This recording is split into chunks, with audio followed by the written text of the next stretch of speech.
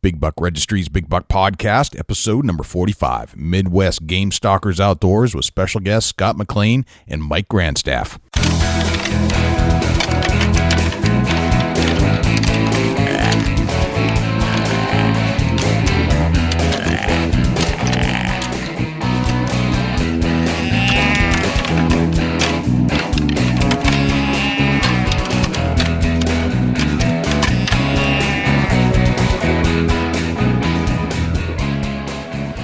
Big Buck Registry is a virtual museum of hunting stories. We preserve a piece of Americana by interviewing and recording hunters about their hunts and experiences from across the country. And who knows, maybe we'll learn a thing or two along the way that'll help us take our hunt to the next level. This is Lane Benoit, Master Tracker. You're listening to my favorite podcast on iTunes, the Big Buck Registry's Big Buck Podcast. Welcome to the show, everybody. This is Jay Scott, your host of the Big Buck Registry's Big Buck Podcast. I am here with Dusty Phillips once again from Ohio. Dusty, what's going on? Yo, what's happening, everybody? Just enjoying this fine weather here in Ohio. It's about 62 degrees out today, and we're supposed to get some storms in tonight, but, other than that, it's been really nice. What's going on in New Hampshire? Well, it's, it's starting to warm up a little bit. It's starting to feel a little bit like turkey season. I can smell it in the air, and just can't wait. Can't wait for a little warm up here. I'm kind of over with the winter season. When the Thunder Chickens season opens up, it just, it's a fresh start to a new year of hunting. It is. And I think my year starts with turkey hunting, but I've always got deer hunting on my mind. I really, first couple times in the woods, I'm always just kind of feeling it out. It's like a new experience every year. It's just, I don't know, it's like it's almost like a fresh voyage every single time the new season comes around. I look at it as a full year, not just, turkey season or fishing season. It's like a full year of being outdoors. That's how I view it.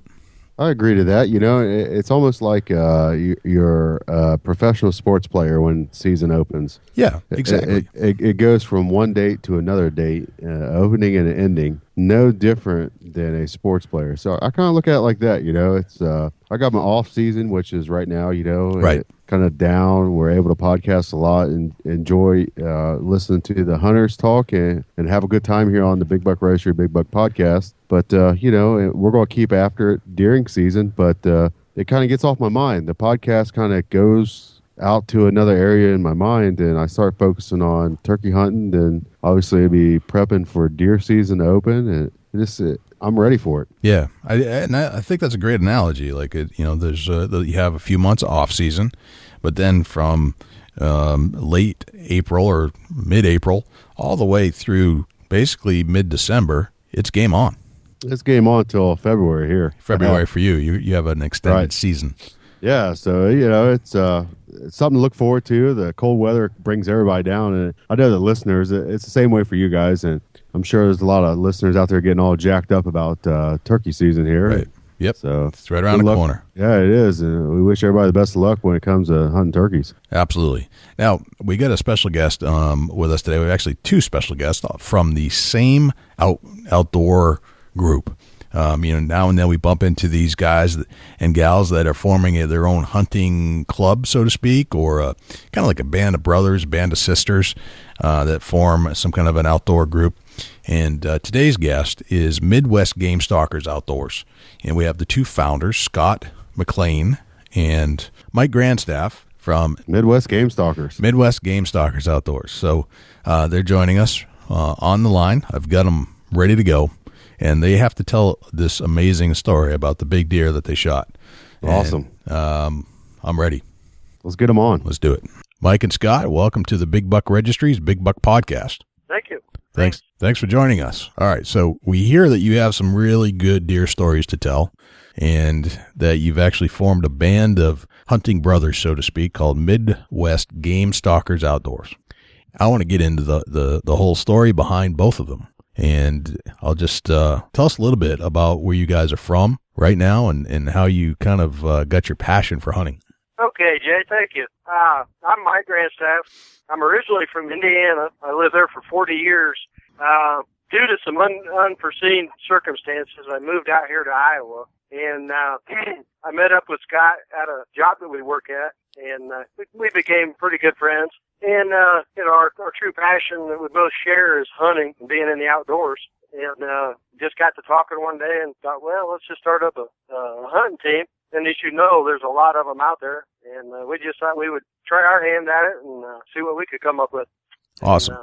Now, being from the Midwest, you guys are broken up into 4 different states. And do you have different pro staffers, so to speak, in each state? Yeah, we've been trying to keep at least 2 in the state so the guys can hunt together and videotape each other. And some of them did know each other, and some know each other now.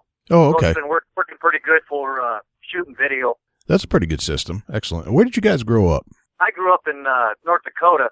I was out there for 20-some years, and I've been here in Iowa ever since, looking for big bucks. And we sent some pictures away, and on our website we've got a lot of growing up pictures and deer that we've shot here in the last umpteen years. So it kind of updates the people that get on the site. You can see what we've done through the years. Right. Very cool.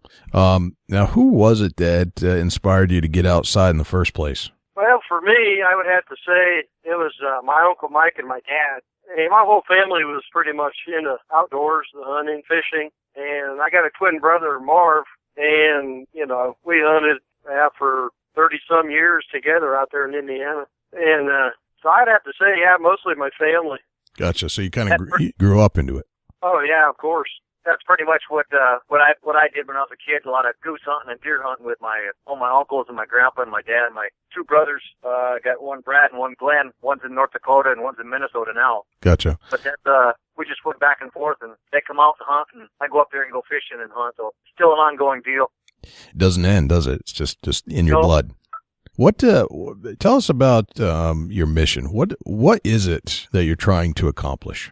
Well, I think one of the main goals is to keep this hunting heritage alive for many generations to come. Just there's so many youth out there on the social networks, and hopefully we can inspire the youth to look at us and say, that looks like a lot of fun. We've actually, run into people that are youth that are not all into that hunting lifestyle, and sometimes you can turn them into that, and it's a good trade-off from going down the wrong road. Put it that way. Yeah. Why do you think that is, Mike? Do you think there's a breakdown in the fabric of the way kids are being raised today? I think a lot of it's got to do with either the parents just don't have the money, or they're just not into that outdoors lifestyle. It seems to me that a lot of the people that you run out here and you see these kids hunting, it's because their mom and dad hunt. You know what I mean? You see the shows on TV, and everybody that's in the hunting industry, they're always trying to push it to get youth involved. And different organizations, they can shoot bows in school. It's just a lot of fun. And if kids can pick up on that, they're going to keep it forever. Right. Yep. My dad taught me how to hunt, and there's always somebody in your family that I think you always look up to that you can kind of point back to. And my dad taught me how to hunt. So did my grandfathers, my uncles. So it was all kind of part of my life. And I think that's similar. There's always a similar story to that in everybody's family. But there are always those kids that aren't exposed to it. And that's where I think we really need to reach out to a lot, is to bring those kids in that don't have that exposure. Now, Mike, what is your involvement, or what is your position, I should say, with Midwest Game Stalkers? What do you think your role is? Well, Scott and I are the co-founders of this team. I don't know. I feel uncomfortable, I guess, to float my own boat, but that's all right. We try and keep it pretty equal as far as all the members. I do have a hand in trying to get a lot of things organized. My wife, she does a lot of the Facebook and the internet work. Okay. It's just, I hate to float my own boat, man. we try to keep ours as a team. So if we've got decisions, we've got things to do, we have a tendency to bring it up to a vote, and sometimes that gets drug out. And if it comes down to nitty-gritty, we got to get something done. Me and Michael talk about it. We bring up new people and look at what they've done and what they can bring to the team. And sometimes you just got to short things up. Right. So how many people are on your team total? We got 17 right now. We just put on 3 guys this week. We got 2 new guys from Kansas and potentially a third from Kansas, and real happy to have those guys come aboard. But so we're spread out in Ohio, Illinois, Indiana, and Kansas now. Oh, wow. So you guys are really gearing up for some good hunting. So it seems like every other day I see a deer that's submitted by one of your guys from Midwest Game Stalkers somewhere to the Big Buck Registry. And it's, they're always big deer. They're not small. They're not like, these are not like first deer. These are some big time whitetails you're submitting. So you guys are doing something right. You clearly picked the right hunters for the job. I'm going to jump in and ask, how do you pick a hunter to be a pro staffer with Midwest Game Stalkers? Say somebody's interested in it. What kind of qualifications do you guys look for? I would say the number one qualification is somebody that has the true passion for the outdoors. And you can tell right off the bat when you ask one of these guys, hey, would you be interested in joining the team? And you can feel the excitement when they tell you, oh, yeah, it's just like these guys from Kansas. They've got me juiced up just because they're so excited about doing it. Right. That's cool. Lots of energy going around. When you get into it, there's always an energy level that's passed on, kind of keeps you going. Like Dusty keeps me going. I think I keep him going. Yeah, you got to drive each other. There's no doubt about it. If somebody don't have the drive or the push on both ends, it's got to work as a team, and you got to push each other. You got to get out there and just go at it. If one person slows down, the other one drives them on. And it sounds like that's the same way for you guys there at Midwest Game Stalkers. Yeah, that's exactly right, because some of these days that we're out there, been quite a few in the state of Iowa this year, that you're not going to get sunburn out there by any means. It was way below zero with the wind blowing pretty hard, and we were still out there. Me and Mike hunted almost every weekend possible, and it's just fun because we're both out there and we both want to be there, and that's the only way you're going to get it done, because you're not going to shoot it from inside the house. Right? Yeah. There's no bucks walking by your couch offering a shot. That's a fact. That's true. Well, sometimes it happens in your backyard, doesn't it, Dusty? They actually walk down the side street, but it's quite a shot from the couch. All right. Yeah, it's sometimes they knock and ring your doorbell, from what I understand. Well, it depends on if the feeder's empty or not. Right. No, I understand. Yep. Now, Scott and Mike, who would you say is the best hunter in your group? Oh boy. That's a great question, Jay.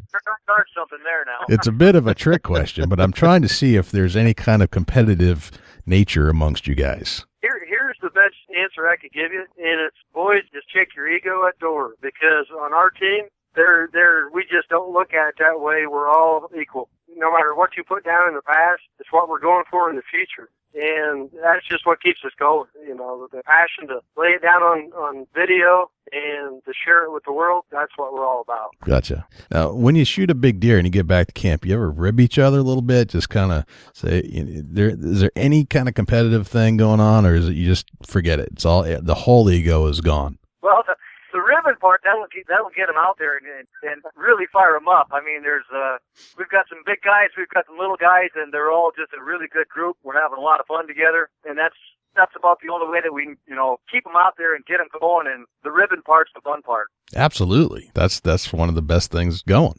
It's part of deer camp, to be quite honest. Oh, yeah. All right, let me rephrase the question then. Who has the best beard out of all of you guys? It's not me, because I've shaved. Now, I'm down to a T now. The reason I noticed that is that, Mike, the picture that you sent in with the big deer, you're sporting I would say a Duck Dynasty-esque type of beard. I don't think it quite got there, but it's significant. Yes, it was. We had a little story with that. When hunting came up, that's what me and Mike were doing is the first one to shoot a buck this year is we're going to get the shave first. So, as you can see, it was a little late in the season when we got that done. Gotcha. All right, who shaved first? I did. Scott got the shave on a different hunt. He got it done, so he got the shave first. Gotcha. Run down some of your staffers that you have. Tell us about some of the individuals and the personalities you've got working for you. Well, we got Bob Aikman over in Ohio.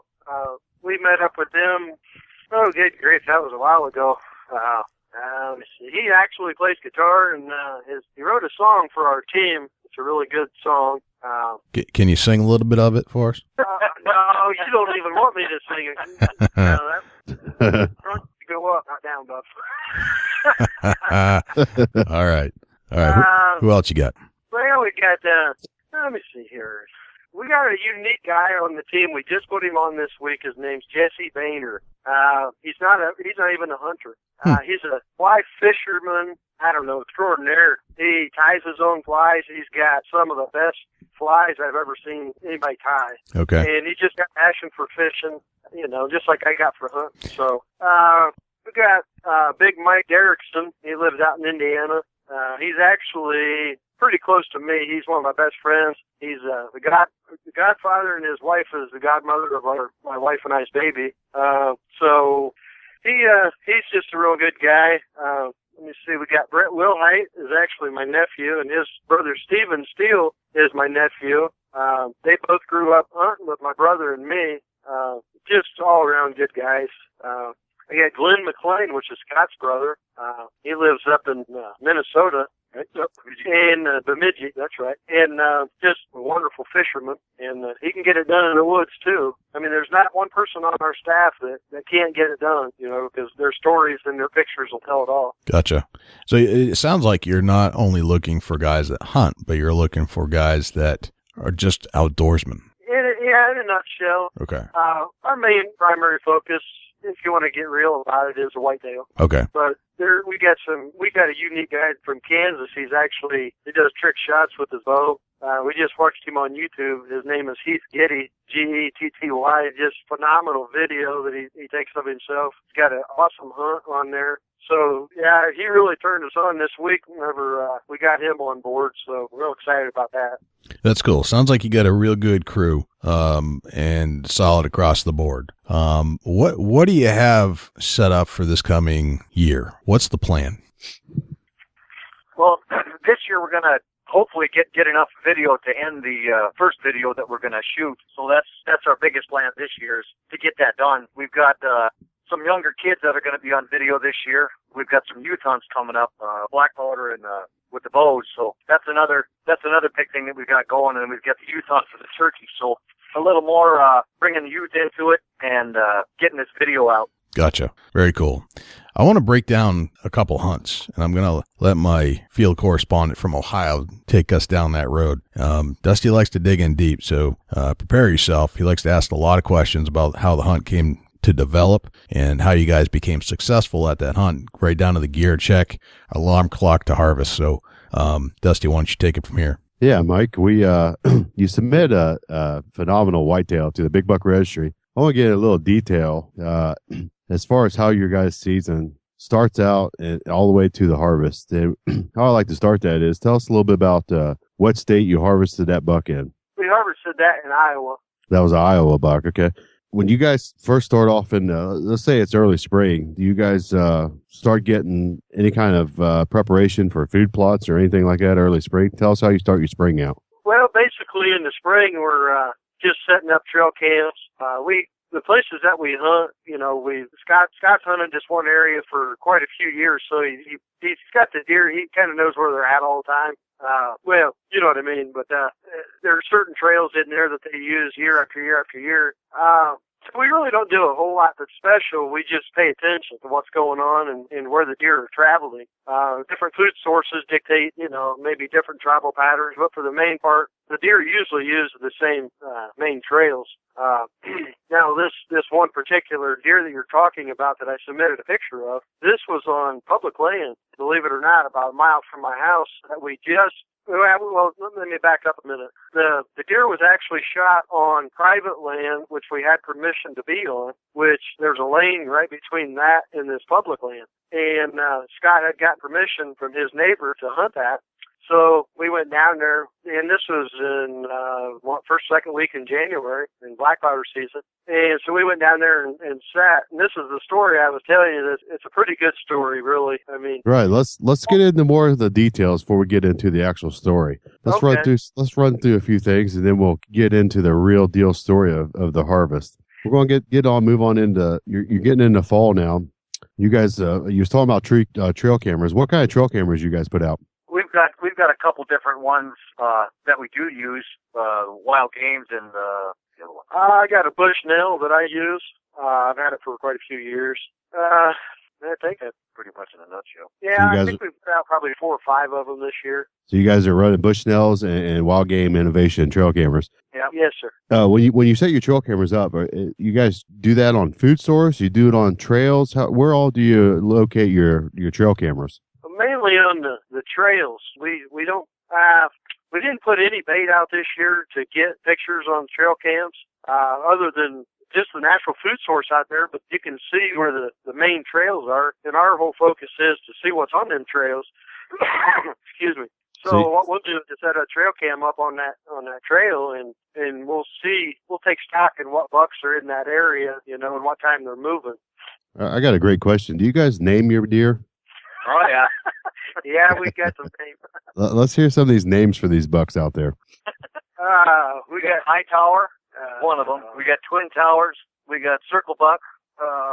We got Goofy Rack, and I named one after my daughter because that's one of the. Hopefully, she's going to shoot this year, so I call that the JD Buck. Oh, how did you come up with those names? Just the way they look. The racks are a lot different than any other bucks that are out there. Yeah, it's like you look at a rack and it's like the name pops in your head as soon as you see it. Gotcha. Very cool. We always like to hear some of the different names of the bucks that are out there in different states, and this good conversation. And Jay will tell you, I like to hear what you name your deer. So you guys got your trail cameras out, and you've kind of found a main trail. What are you doing for tree stand setups? Are you guys ground blinds? You in hang-ons, ladder stands? Tell us a little bit about your setup for your tree stands. We use ladder stands. We use portable stands. We have hunted out of the ground blind too. We kind of do it all as far as whatever it takes to get it done. We've sit on the ground behind trees. What's your favorite setup to hunt out of? That's a hard one. It's kind of like the favorite's kind of the tree stands because it's a lot easier to videotape out of them. Right. For us. Right. I mean, it's okay in the ground blind too, but it's just a lot easier in the stand. Right. Tell us a little bit about the terrain out there. Is it open grain fields? Are you guys hunting hardwoods? Tell us a little bit about the area. You got a lot of crop fields. You got hardwoods. You got ravines, big gullies, rolling hills. It's not flat. I don't know, contrary to belief. Everybody says, "Oh, Iowa's flat," but wait till you come out here and walk around a little bit. It's prime whitetail habitat. That's what it is. Right, excellent. So you got your trail cameras out. You found this big buck. You've hung your tree stand, or you set your ground blind up, or you've picked out a big tree that you can sneak in behind to hopefully get the harvest shot off. Tell us a little bit about your equipment as far as your camo. What kind of camo you guys prefer? Well, what we're using right now is I got a Sony Handycam HD with a 40 power zoom. Scott's camera is pretty similar, and it shoots all in high definition with just SD cards. And the video footage, if you put it on your flat screen TV, is just phenomenal. I know a lot of guys go out and spend $5,000-$6,000 on a camera, and you really don't even need to. I mean, we've found that we've got really good video with just what we've got, and it's not that expensive. Right. Give us a price range on the Sony camera that you've got. I think a wife, she got that for me on Black Friday. I think it's like $399. Okay, so I can get that. It's pretty affordable, and it does what quality video that you need to hunt with. Oh, yeah. Right on. Tell us a bit about your equipment as far as camouflage. What kind of camo are you guys wearing out there? I use a Real Tree. It's an Under Armour coat and pants set. And a lot of base layers for this year's been totally cold, so I've had probably 4 or 5 layers underneath. Excuse me. So that's pretty much what I heard. Right. When you say layers, tell us a little bit about you guys Under Armour. What are you doing for base layers to keep you warm? Yeah, mine's about the same thing. It's just Real Tree, and we're looking at trying to get some of the similar stuff, so can't tell us apart. But I don't think that's going to happen. Right. So that makes for better pictures when you can match, right? Yeah, but we're the same thing. We're a lot of layers to try to keep warm. A lot of heat packs, keep fingers warm. Heat packs in the boots. One big thing is years ago they had the zip-up boot that went around your regular packs. Right. They were called the boot warmers. Yeah. And you zip them up like 15, 20 years ago they came out. those things really work real well. You put heat packs inside them and put your boots in them. Really? So they actually slip over top of your boots? Yep, and it zips up in the back. Right. Are they still selling them today? It makes you look like Bigfoot, but man, do they keep you warm. Yeah, it don't matter as long as your feet stay warm, right? Yeah, your feet and your head and your fingers. Right on. Well, Go ahead. The rest you'll keep warm if you keep them warmed up. You guys use any kind of soaps or sprays to knock down your scent? We use a lot of spray. Tell us a little bit about what kind of spray you're using. We use the scent away and sprayed on everything, equipment, each other, backside, front side, top side. Yeah, we had the first hunt we had a deer come in and it was 6-7 yards straight downwind of us and they didn't smell us. I think we got blew out one time this year out of all the hunts we're on. We're doing pretty good. Yeah, that's really good. Is that an earth scent or is that just a regular scent cover? Yeah, just regular no scent. No scent. Okay, yeah. Okay, right on. So as you get ready for your hunt, we're going to get into a little more detail now of this buck that you submitted. What time did you guys get up that morning? Well, we actually got up to go to work, and we went to work. Yeah. And we worked 8 hours that day, and so we boogied out to the woods right after we got off work. Right. So what's the weather conditions that day? Frigid cold, very, very cold, below zero. Really? It's sunny. So it's below zero and sunny, and was the wind cranking that day? Oh, yeah. Yeah, she was cranked up 20, 25 miles an hour. Yeah, that's some wind there. So you got up and went to work that day and decided after work that you was going to head to the tree stand. Tell us what happened once you guys got out to the woods that night. Well, the story is, this is interesting because that night was actually the second night that we actually hunted that property. The first night when we went out there, it was the same story. We went out for work. And we were standing there. Scott seen this buck. And I was standing behind a tree and to the west of Scott, probably 5 yards. And he was looking around another tree, big tree. We were looking out over a little bit of tall weeds. And it went out into the cornfield, big cornfield. Well, Scott said, he said, "Do you see that buck over there?" And I was like, "I didn't see the buck." And I seen 3 does over there, and they turned around and they started running to the east away from us. And I never did see the buck, and I just thought maybe Scott was joking with me. So anyway, we decided we'd go back the second night, and we weren't there probably almost at the same setup. We just moved down 15 yards to the east just a little bit. So are you on the ground at this point? Yes, sir, on the ground. And we just got in there, set up, probably sitting there 15 minutes, probably. And I'm looking out in this little patch of weeds, and here he comes. And I was like, holy cow. I couldn't believe my eyes, to be honest. And I told Scott, I said, here he comes. He Get goes, ready. "What?" Oh, yeah. And Scott said he looked up, and all he seen was antlers. And actually, I had my gun up, and I had the sights right on him. He was probably 80 to 100 yards out, and he was coming right for us. And he stopped, and he looked our direction, and then he turned to the south, which kind of opened him up for a shot. And believe it or not, I missed it. Oh.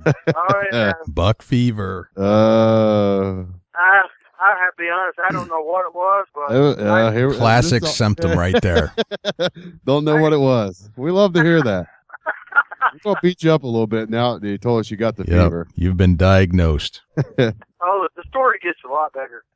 So, as the deer is running away, Scott pulls up on him, and he's probably 250 yards on a run, but not a fast run. And Scott puts one in him, hits him on the left side in the ribs. It hit the rib, and it actually went in and was just barely sticking into the liver. I'm guessing it was a liver, from what I put my finger in the hole later, but I pulled the slug out, and it was his slug. But actually, the deer kept running, and it stopped about 306 yards out. And by that time, I was loaded, Scott was loaded, and the deer was standing broadside, staring right at us. So I took a shot at him, and like Scott said, the wind was whipping, but I hit him in the leg. Got to be honest with you, hit it in the leg. Didn't think that would happen, but it did. But the irony of that is, if I wouldn't hit him in the leg, we would have never trailed it, because we tracked that deer for about a mile. Good point. Good point. Yep. Yep, and I know it. I don't know.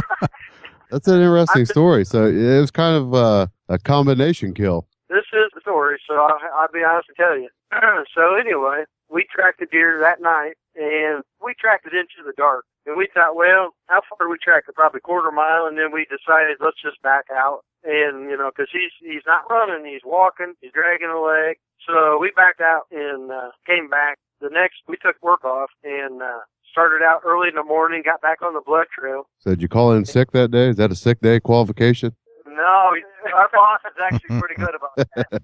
Yeah, just curious, you know, that qualifies for a sick day for me if I got to track a deer. Yeah, he's real good about it, so he gave us the okay. So we pick up the blood trail, and granted, he's back in the public property now, and there's a bunch of lowland sapling trees. They grow like in big bunches. Right. Deer like get up in those and hide. So we followed him through a couple of them, got out into some open woods, and just a nice blood trail all the way. We came up to one of those circle sapling lowland areas, and we followed the blood into where it kind of went in, and then we kind of lost blood. So Scott was going to go up through the middle of it, and I was going to go around the edge of it. And I'm standing there, and I walked all the way to the north side of it, and Scott's on the south side still going through because it's starting to get thick. And I'm sitting there looking to see if maybe this buck come out the north side and try and find some blood. And it was a weird thing, I'm telling you. I'm just looking around, and I look over, and that buck is sitting there looking at me. And he was only 5 to 8 feet from me. Wow. On the other side of a couple trees. And I looked over there at him, he looked at me, he winked. And that's when I put the final shot on him. Did you say he winked? Yeah. He winked. He winked. Winked at you. I've never walked up on one that close that was still alive. Right. So that is the hunt. It was kind of a dual harvest, you know. I can't take credit for all of it. That's kind of me and Scott both did that. Yeah, that's just you know, congrats on finding him. That's a heck of a story and have a good ending. Yeah, that's cool. It's good teamwork, good happy ending there, and that's great. Very cool. Oh, So yeah. how'd you guys? You say you're a mile back in public ground. How'd you get that buck to the truck? How'd we get it to the truck? Yeah. This is getting good. Here we go. There's another story coming. I can just sense get ready. it. Here we go. Oh boy, we've got. Let's hear it. I got a long black sled, put it that way, and Right. we bungeed him in there, and he took a ride. Yeah, that's about the bungee strap works really well. Right. Did on the sled? Did you just drag it with both of you, or you got an ATV, or how'd you do it? Well, we've got a trail that cut down through the center of it, so we had to get him back over the trail because in the state of Iowa, you can't go into public hunting with ATVs. Oh, gotcha. Okay, so you drug him to the trail, and then you was able to drag him on out with the ATV. Yeah. Awesome. Gotcha. Very cool story. So how'd he taste? Well, to be honest with you, it tastes real good. We actually here's another adventure for me. There we go. Scott and I processed this deer, and we processed a doe that Scott had done. We did it here in my garage. We turned it into jalapeno summer sausage and salsa summer sausage. You know, the steaks, the loins, did deer broths out of it, and yeah, it's just phenomenal. Awesome. Sounds tasty. Oh, buddy. What's your favorite way to cook up venison? I like to barbecue grill steaks myself. I like to put the brats on the grill also. I like cooking them inside too, but they're a little bit better outside on the grill. In the smoker, pretty much anyway. However you can get it in there, right? Gotcha. Oh, yeah. Well, that's pretty cool. If you guys could narrow in on one thing that makes you more successful hunters than others, what would you point at? I'd have to say determination to get it done. I'll tell you what, if you guys could have been out there with us, even on a couple of these hunts this year, if we wouldn't have been together, we'd have probably went home. But it was just being out there together that kept us. I mean, we almost lost toes this year. And that's no kidding. Right. I've never hunted as hard as I have in all my years as I did this year. So are you saying like frostbite? Pretty close, but I never did. Right.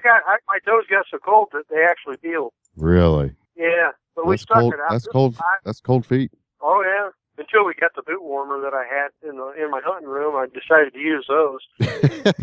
Is that after your toes peeled, you decided to break out the boot warmers? Yeah.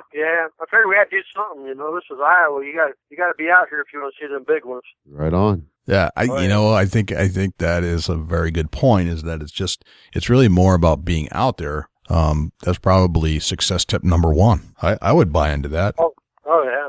Well, the thing about being out there too, you might have to add this to your checklist when you're asking people. Yeah. But when you're out there videotaping, you not only have to bring your bow or your whatever weapon you're using, but you have to pack in equipment. So we're both packing backpacks. We stayed out from sun up until sundown. You got to bring something in there to eat. So I mean, we're both packing a lot of stuff back in there. Right. But, Yeah. If it's cold and you're going to stay the day, you've got to go prepared. Your pack is going to be everything.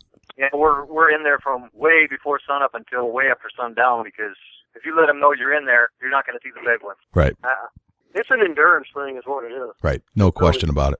Oh, yeah. Now, one of the other bucks that came in that we posted about an hour ago on the Big Buck Registry's Facebook page was from a fella by the name of Matt. And it looks like Matt Winger. Is that correct?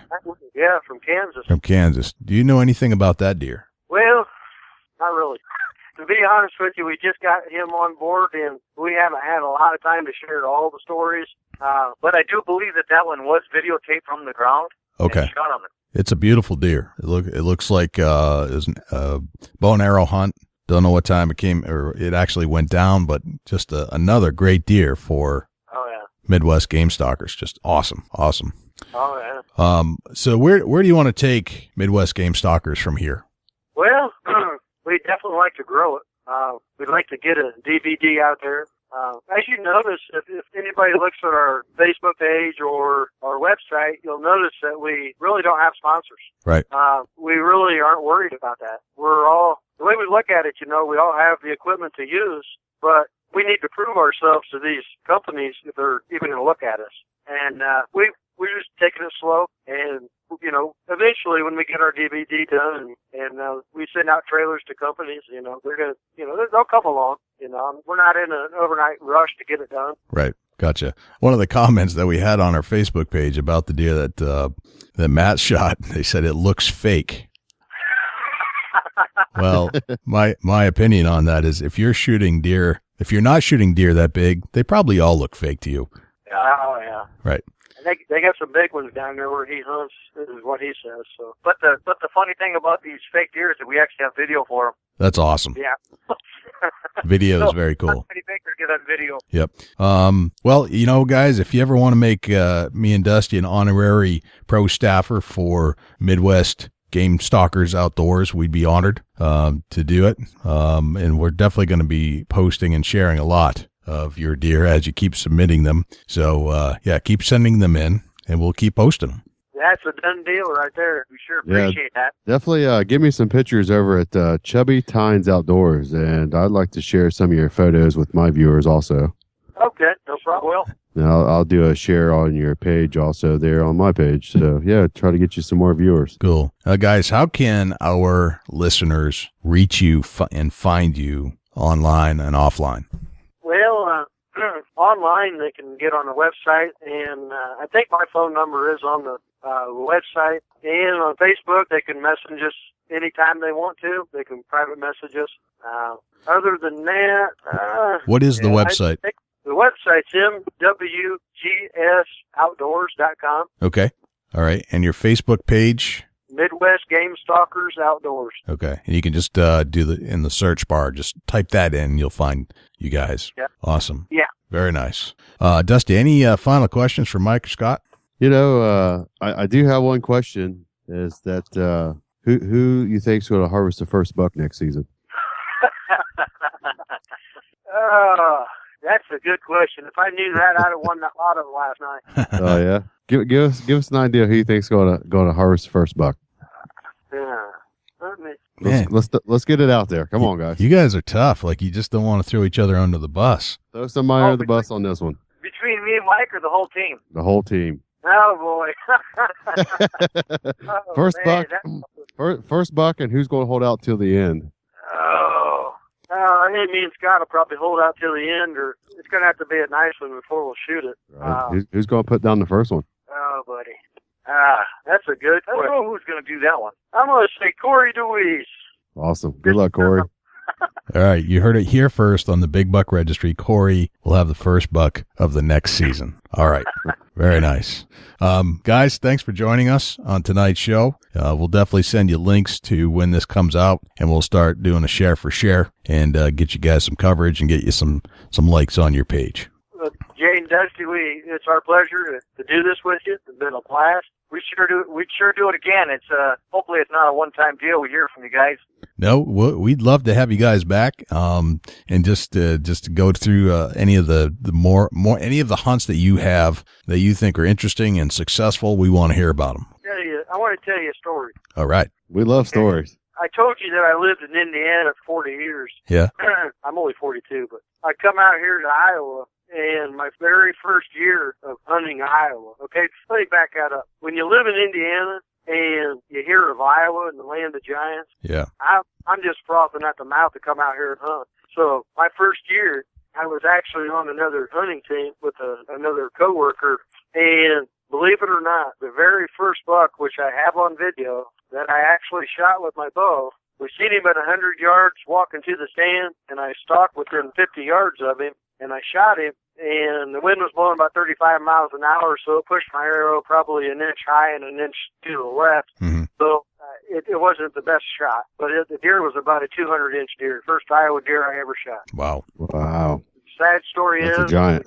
me and Scott went back the next day and found blood 450 yards from where I shot him, and that was the last blood we ever found. Wow. Never on the deer. It's an unfortunate part of hunting. Sometimes that's going to happen. That's why they call it hunting, not shopping. That's it. That's Right it. on. Yep. They don't wrap it in cellophane. That's just not the way it works. No, but I will say this to all the hunters listening. No matter if it's a 3-pointer or it's 200-inch deer, don't give up on that deer. Don't quit looking for it. Right. You know, pay homage to that deer and what it actually represented to you as a hunter. And I'll be honest with you, 6 months after that happened, I was still looking for him. Right. That's how much that deer meant to me. Yeah, you have to, and you'd still be looking for it today if there wasn't a bit of logic. And probably when you're out in the woods in that area, you probably still poke around a little bit, don't you? Oh yeah, you never know. If squirrels might not have got a hold of the rack, and you might find it or something. Yeah, you never know. You hope, but the reality is you'll never find that deer. But there's always still, and it's just human nature. You're like, well, The route. you recreate it. When we were out in that neck of the woods, every time a buck comes by, we're still looking. Maybe he didn't. Maybe the coyote didn't get him, or maybe he didn't make it. Yeah, maybe he made it. You just never know. Well, we got it on video though. That's kind of a bittersweet thing though. Right. Honest. Yeah, but as a hunter, you put your determination to try to find that wounded buck or wounded doe, either or. It don't matter to me if it's a buck or a doe. Exactly. If somebody calls and says I got a wounded deer, let's put the effort in and go the extra mile, because for one, it's meat in the freezer to me. It's food on the table. Exactly. It's organic meat. You can't just buy it in the store. Right. So the determination to find an animal that's been wounded, you got to take it to the next level. That's a responsibility of a hunter, and it sounds like you guys did, and that's give you props for that. Some guys just give up after a couple 100 yards, and that's not hunting. No, it's No, go ahead. Well, me as a hunter, and I know Scott feels the same way. We're not killers. A lot of guys talk like, when they shoot an animal, they kill it. They kill it. I personally don't look at it that way. I harvest these animals. That's what, God put them on this earth for me to eat. And it's just that animal means more to me than just, a trophy on the wall.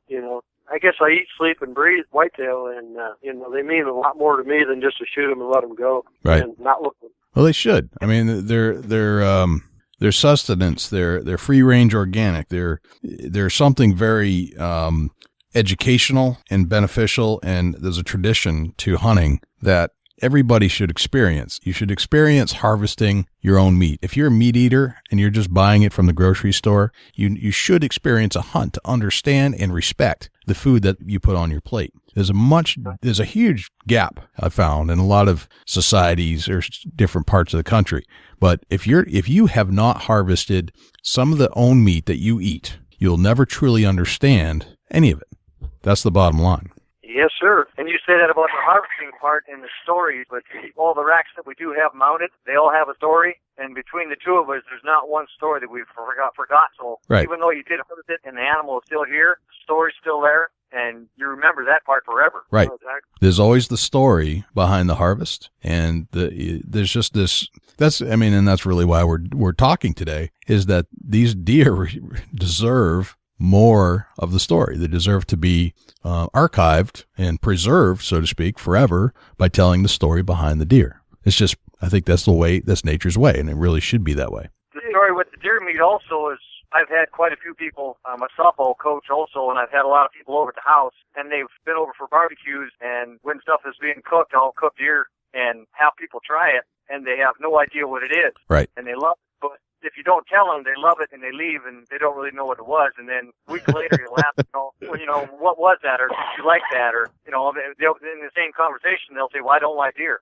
Well, if you don't know what it is and you like it, it takes your head away from it, and it's not your head telling you that you don't like it. It's yourself telling you like it or you do. Right. So heads up if you're headed to your house for a barbecue. I've got the turtle, too. Right. That turtle's good. I've never had turtle. What's it like? Sounds interesting. We cleaned a pond this year. We cleaned out a pond this year doing that. Had a lot of fun doing it. Jug fished the neighbor's pond because it was way overrun with turtles. It was killing all the fish out. So me and Mike and another coworker went out there, jug fished it. We cleaned out probably 100 of them. Wow. That's plenty infested. Yeah, that's a lot of turtles. If turtles cooked right, it's real good. Oh yeah. Very cool. Well, guys, unless you've got another story, we'll let you go. We'll have to save a few for next time. Okay. Right. All right. Fair deal. I'd just like to say, Jay and Dusty, it's been a pleasure. And for all the hunters that are listening, or even the kids that are listening, get outdoors, get out from in front of that TV, experience what's out there. There's more than any TV could ever provide, and it's just right outside the window. Just get out there and enjoy it, and get a gun or a bow, and just live the dream of what we're doing. And well, I tell you, it'll take you down the right road every time. Absolutely. Well said. Well said. Yep. Awesome, guys. This has been fantastic. Thank you for joining us on the Big Buck Podcast, and we'll definitely have you on again to tell some more big deer hunting stories. All righty. Thank you, guys. You're very welcome. Thank you. All right, guys. Take care. All right. Bye-bye. Well, Dusty, once again, I learned something about hunting. That's the main focus of the Big Buck Podcast. We hope everybody learns something every time we release one. Right. It's very cool guys. Sounds like that they're real strong on follow-ups after their shot. And right. that right there should be every hunter's focal point. Not only be a good shot, but I think the most important thing is to have some tracking ability after the shot. That you got to master that if you're going to be a bow hunter or a gun hunter. You got to be able to do some blood tracking. I mean, a hugely important aspect of hunting. No question about it. If you don't know how to track, find somebody that does. If you shoot, it ups your odds. I'm going to say 95%. If you can shoot good and you can track good, right, you're going to be an excellent hunter. Yep. No, I even like to, even when I've made a good shot, I don't mind calling in a buddy. Hey, why don't you come help me look, just in case. I try to talk. I try to call somebody that's asked me questions about tracking. If I take a few minutes after the shot and walk up and check out my harvest, I go back out and I call somebody that really had a lot of questions early season. What do I do if I shoot one? What about this? What happens after that? I just call them up, not just for the tracking, but, for the, doing a cleanup and doing a removal of the animal out of the woods. It's all a process, and it's something that every hunter needs to learn. If you don't have somebody to show you, definitely ask around. Most guys are more than willing to help you out to get your harvest out of the woods the proper way. Oh yeah. And the older I get, the more apt I am to make a phone call to more than one person. Say, hey, can you come help me drag my deer out? And if all goes well, they'll actually drag it out for me. Right. They're excited and no different you are. Yeah, they're as excited as I am, but they do all the dragging, which is just great. Well, you're just getting old. That's all. My joints hurt a little more than they used to, but I don't mind dragging a deer. I do enjoy that part. I like the physical aspects of it, but same time, if somebody else is there and they want to learn and they don't mind taking a deer steak here and there, hey, I'll let them do the work too. Yeah, I agree to that. A lot of guys call me when it's process time. Right. They just want to learn, some of the tips and tricks that I know that, I've been cutting my own deer and worked at a butcher shop, and they want to learn so that, it saves them somewhere around $100. Right. If they cut their own. And I try to have an open door policy. If you harvest one, you want to cut it up. As long as you help me, I'll cut it up for you. Right. Very cool. Well, thanks again to Midwest Game Stalkers Outdoors, Mike Grandstaff and Scott Mclean for joining us. And hopefully we'll see you again on the Big Buck Registry's Big Buck podcast, talking about some more Midwest big bucks. Yeah, and good luck with chasing your dream out there. And I think that's, that's a lot of it. You got a dream and you chase it. That's it, man. Speaking of dreams, how do people reach you, Dusty? www.facebook.com/Chubby Tines Outdoors. Submit a picture, shoot me a message. Let's chat. Let's hang out. Join the family. Exactly. How can people reach out to you at the Big Buck Registry, Jay? All right. BigBuckRegistry.com Facebook.com/Big Buck Registry. 724-613-2825. Share the podcast with your friends by going on to any of the podcast apps that you're using, whether it's Blueberry, Libsyn. Libsyn has a great interface with Facebook, so post it on your Facebook page so other friends that you know can see that you're a fan of the show. You can reach us at twitter.com/Big Buck Registry. And if you want to give us some feedback, that 724-613-2825 is a great place to leave some feedback. If you'd like to be on the show, you can leave a message there. You can even text that number with a picture of a deer. So, hey, you're in the woods, you just shot a deer, go up, snap a picture, text it to 724-613-2825, and just a little information about who you are, where you're at. That's all we care about. Just the name of a hunter and the location, just the state. That's fine. That's all we need. And we'll post it on the Big Buck Registry within minutes of you actually harvesting that deer. Obviously, the season is over right now, but when that happens, starting in September, send it along. We want to see it. I think that's about it, Dusty. Yeah, check out the NRA if you guys are not a member. Check them out, NRA. Absolutely. You would definitely want to go join the NRA. One of those things we often overlook, and sometimes I think we take it for granted as hunters because we're not always thinking about gun rights. We're thinking about hunting. We forget that there are organizations out there that are really helping us maintain our gun rights and keep those firearms in our hands to enjoy the things that we like doing, whether it be shooting or hunting. Yes, it's a right, but there are people trying to take that right away every single day. So unless we combat it, we're joining the forces of some heavy lobbyists and other groups that can actually promote gun rights. And this world will be way different. That's a fact. Thanks to all the listeners out there, all the fans, all the friends. We'll see you guys next week on the Big Buck Registry Big Buck Podcast. I'm Dusty Phillip. I'm Jay Scott. This is the Big Buck Registry's Big Buck Podcast. See you next week. Can't wait.